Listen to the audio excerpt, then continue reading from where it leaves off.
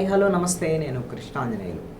Electoral bonds కేసులో supreme court state bank of India మీద serious అయింది. ఈ ఎలక్టోరల్ బాండ్స్ వివరాలని ఎన్నికల కమిషన్కి అందించడానికి 26 రోజులు గడువిచ్చినా ఎందుకు చేయలేకపోయారు అని ఆగ్రహావేశాలు వ్యక్తం చేసింది. ఎలక్టోరల్ బాండ్స్కు సంబంధించినటువంటి ఇవన్నీ కూడా రాజ్యాంగ విరుద్ధము. ఈ రాజకీయ పార్టీలకి ఏ కార్పొరేట్ సంస్థలు ఎన్ని విరాళాలు ఇస్తున్నాయి ఏమిటి అనేటువంటిది తెలుసుకోవటం అనేటువంటిది ప్రజల యొక్క ప్రాథమిక హక్కు. ఈ హక్కులకు భంగం కలిగించేటువంటి విధంగా ఉంది. రాజ్యాంగ వ్యతిరేకమైనటువంటి ఎలక్టోరల్ బాండ్స్ని రద్దు చేస్తున్నట్లు సుప్రీంకోర్టు ప్రకటించింది. ఇప్పటికీ ప్రకటించడంతో పాటుగా ఫిబ్రవరి 15వ తేదీన ఒక తీర్పు ఇచ్చింది. ఎస్బీఐలో ఉన్నటువంటి ఈ ఎలక్టోరల్ బాండ్స్కు సంబంధించినటువంటి వివరాల మొత్తాన్ని కూడా ఎన్నికల కమిషన్కి అందజేయమన్నారు. ఆ వచ్చినటువంటి ఎన్నికల కమిషన్కి వచ్చినటువంటి సమాచారాన్ని ఎన్నికల కమిషన్ వెబ్సైట్లో ఉంచాలని ఆదేశించింది. కానీ ఫిబ్రవరి 15వ తేదీన తీర్పిస్తే మార్చి 11వ తేదీ వరకు కూడా స్పందించినటువంటి ఎస్బీఐ ఒక కింది స్థాయి అధికారి ద్వారాగా సుప్రీంకోర్టులో ఒక పిటిషన్ దాఖలు చేసింది. ఏమని అంటే ఈ ఎలక్టోరల్ బాండ్స్ వివరాలు ఎవరెవరికి ఎంత డబ్బులు వచ్చాయి, ఎంత విరాళాలు వచ్చాయి అనేటువంటి దాని మీద ఇవన్నిటినీ కూడా క్రోడీకరించి మీకు అందజేయాలి అని అంటే మాకు కొంత సమయం కావాలి.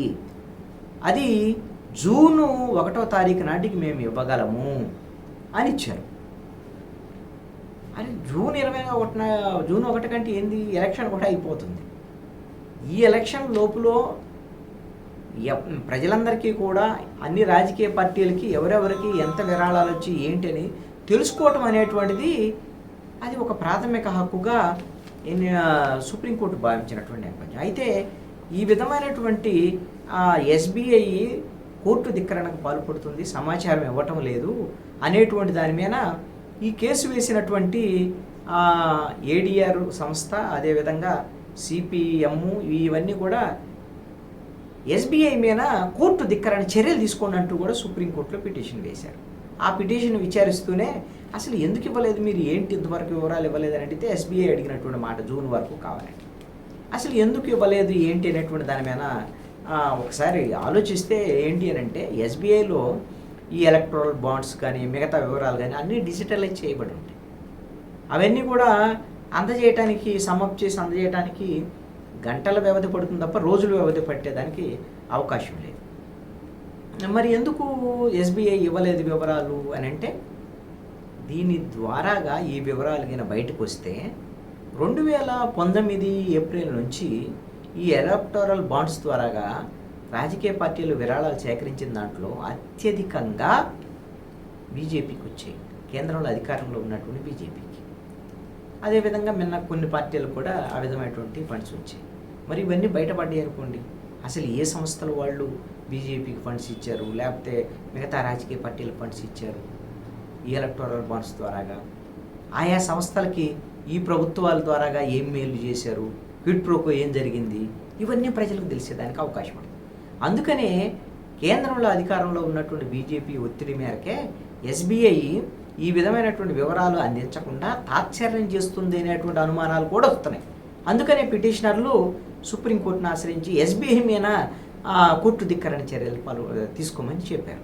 అయితే ఎస్బీఐ ఈ విధమైనటువంటి కొంత సమయం కావాలంటే సుప్రీంకోర్టు చెప్పినటువంటి అంశం ఏంటంటే మీ మీద ఇప్పుడైతే మాత్రం కోర్టు ధిక్కరణ చర్యలు తీసుకోం, కానీ మీరు మంగళవారంలోగా అంటే ఈరోజు సాయంత్రానికి నిన్న విచారణ జరిపారన్నమాట. మీకు ఒక్కరోజు టైం ఇస్తున్నాము. మంగళవారం అంటే 12వ తేదీ, నిన్న 11వ తేదీ విచారణ జరిగింది. ఈరోజు ఎస్బీఐ 10 గంటలు పూర్తయ్యే సమయానికల్లా మీ దగ్గర ఎన్ని వివరాలు ఉంటే అన్నీ మొత్తం ఎన్నికల కమిషన్కి అందజేయాలి. మీరు వాటిని సమాప్తి చేస్తారా, ఒక చోట పెడతారా, ఇవన్నీ మీ అవసరంలా మీ దగ్గర ఉన్న సమాచారాన్ని మార్చి 12వ తేదీ మంగళవారం సాయంత్రం ఎస్బీఐ 10 గంటలు మూసే సమయానికి మీరు ఎలక్షన్ కమిషన్కి అందించాలి. ఎలక్షన్ కమిషన్ ఏం చేయాలి, ఆ వివరాల మొత్తాన్ని మార్చి 15వ తేదీ కల్లా కూడా ఎలక్షన్ కమిషన్ వెబ్సైట్లో ప్రజలందరికీ అందుబాటులో ఉంచాలి. అది ప్రజలందరూ తెలుసుకున్నారు. అదేవిధంగా ఎస్బీఐ ఎవరైతే ఉన్నతాధికారి చీఫ్ ఉన్నారో ఆయన ఒక అఫిడవిట్ దాఖలు చేయాలి. మేము సుప్రీంకోర్టు ఇచ్చినటువంటి తీర్పుకి కట్టుబడి అందుకు అనుగుణంగా మేము వ్యవహరిస్తాం, సమాచారం ఇస్తాం, వెంటనే ఒక అఫిడవిట్ దాఖలు చేయమని ఆదేశించింది. మరి ఈరోజు సాయంత్రానికి ఈ గడువు ముగిసే సమయానికి ఎస్బీఐ ఇస్తుందా, లేదు అని అంటే ఇంకేమన్నా కొత్త అంశాలను ముందుకు తీసుకొస్తుందా, మరి అందుకు సుప్రీంకోర్టు అంగీకరిస్తుందా లేదా? ఇప్పుడు ఇదంతా సమస్య అంతా ఎవరికి పడింది, ఎవరికి ఇబ్బంది? అధికారంలో ఉండేటువంటి బీజేపీ అధికారంలో ఉంది. ఇప్పుడు ఎన్నికల సమయము, రేపు నోటిఫికేషన్ రాబోతుంది, 15-16 తారీఖుల్లో నోటిఫికేషన్ రాబోతుంది. ఆ నోటిఫికేషన్ వచ్చే లోపల ఇవన్నీ కన్నా జనానికి పబ్లిక్ డొమైన్లో ఎన్నికల కమిషన్ వెబ్సైట్లో అందుబాటులో ఉంటే అసలు ఏ కంపెనీ, ఏ సంస్థ, ఎవరు బీజేపీకి ఎంత డబ్బులు ఇచ్చారు, కాంగ్రెస్కి ఎంత ఇచ్చారు, అదేవిధంగా వైసీపీకి ఎంత ఇచ్చారు, తెలుగుదేశానికి ఎంత ఇచ్చారు, బీఆర్ఎస్కి ఎంత ఇచ్చారు, అన్ని పార్టీలు, ఎవరు వ్యక్తులు, అన్ని వివరాలు ఆ వెబ్సైట్లోకి వస్తాయి. ఇవన్నీ ప్రజలకు తెలిసేదానికి అవకాశం ఉంటుంది, ఈ గుట్టంతా బయటపడేదానికి అవకాశం ఉంటుంది. మరి ఈ విషయంలో మరి ఇబ్బందుల్లో పడ్డటువంటి కేంద్రంలో అధికారంలో ఉన్నటువంటి బీజేపీ మరి ఎస్బీఐ ద్వారాగా ఇంకా ఏమేమి మరి కప్పగంతులు వేస్తుంది, మరి సుప్రీంకోర్టు దానికి అంగీకరిస్తుందా లేదా అనేటువంటిది చూడాల్సినటువంటి అంశం.